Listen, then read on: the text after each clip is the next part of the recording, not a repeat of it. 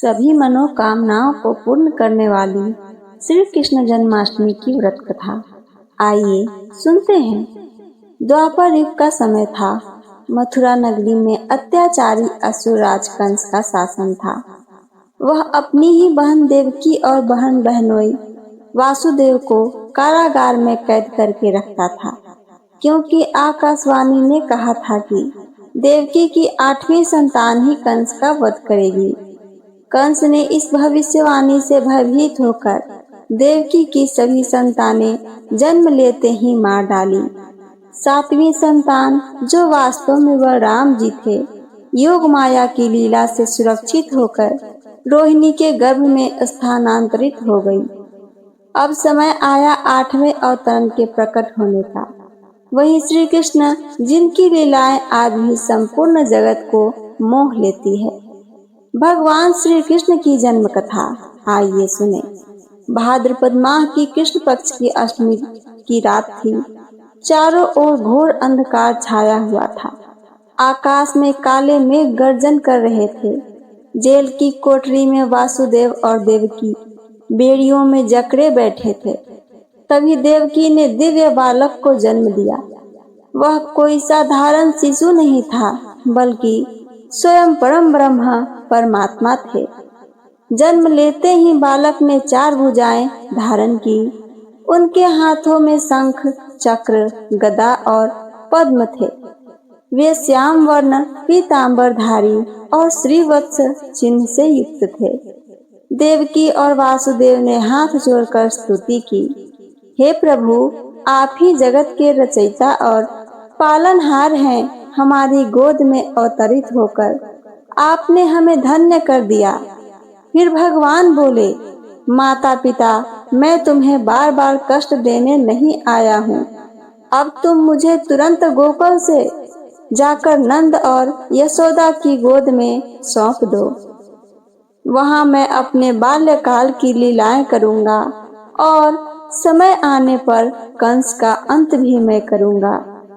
तभी चमत्कार हुआ। कारागार के द्वार खुल गए खुद ही। पहरेदार गहरी नींद में सो गए और वासुदेव की बेड़ियां अपने आप ही टूट गईं। गोकुल गमन की कथा आगे आइए सुनते हैं। वासुदेव ने बालक को उठाया और सिर पर टोकरी में रख लिया।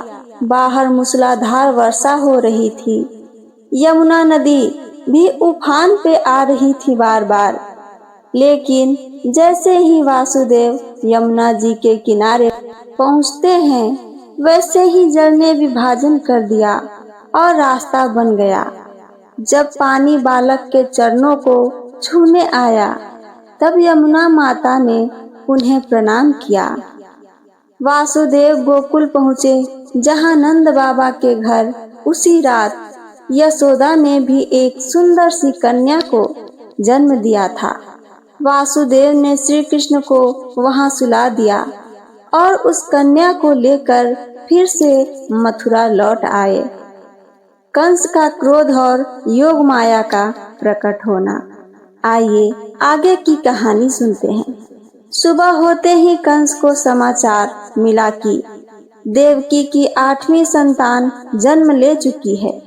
वह तुरंत ही कारागार पहुंचा और कन्या को हाथ में उठाकर पटकने लगा।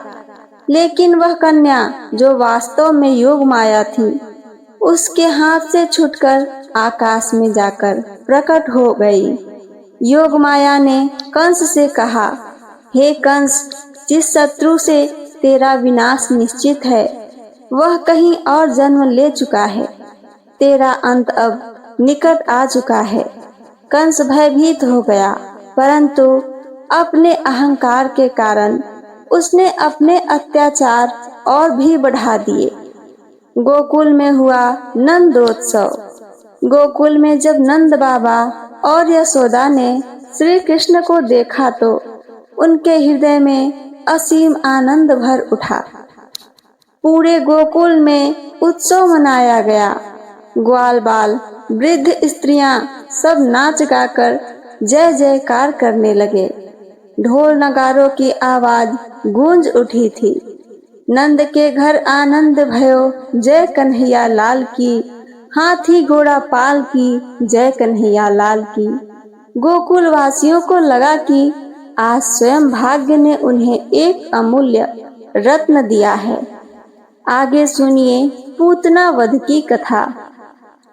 कंस को जब पता चलता है कि उसका शत्रु कहीं जीवित है, तो उसने अपनी राक्षसी बहन पूतना को बालक को मारने के लिए भेजा। पूतना मायावी थी। उसने सुंदर स्त्री का रूप धारण किया और गोकुल पहुंच गई। यशोदा ने उसे साधारण स्त्री समझकर बालक को उसकी गोद में दे दिया।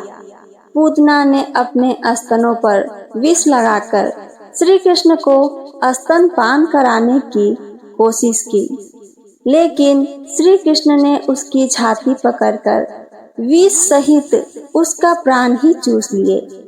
राक्षसी दर्द से चीखने लगी और अपने असली विशाल रूप में तुरंत ही वो आ गई। उसका शरीर कई योजन लंबा था। गोकुलवासी भयभीत हो गए, लेकिन श्री कृष्ण हंसते रहे, उसकी छाती पर खेलते रहे। सबको समझ आ गया कि यह कोई साधारण बालक नहीं है। पूतना वध का महत्व आइए आगे सुनते हैं। पूतना का वध केवल एक असुर नाश नहीं था। श्री कृष्ण ने यह दिखाया कि जो भी भक्त सच्चे मन से शरणागत होता है, उसे वह अपना लेते हैं, चाहे उसका उद्देश्य कितना भी दुष्ट ही क्यों ना हो। पूतना मृत्यु के बाद भी मोक्ष को प्राप्त हुई, क्योंकि उसने बालक रूपी भगवान को स्तनपान कराया था। भगवान की शरण में आने से पापी भी मुक्त हो सकता है। तो ये थी मेरी आज की श्री कृष्ण जन्म की कथा, पूतना वध की कथा।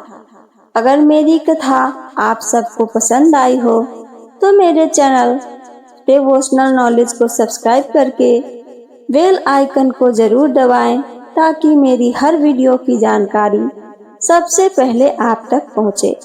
मेरी वीडियो पसंद आई हो तो लाइक करें, एक छोटा सा प्यारा सा कमेंट करके हमें जरूर बताएं मेरी कहानी कैसी लगती है आप सबको। सुनने के लिए धन्यवाद दोस्तों। जय श्री कृष्ण। राधे राधे।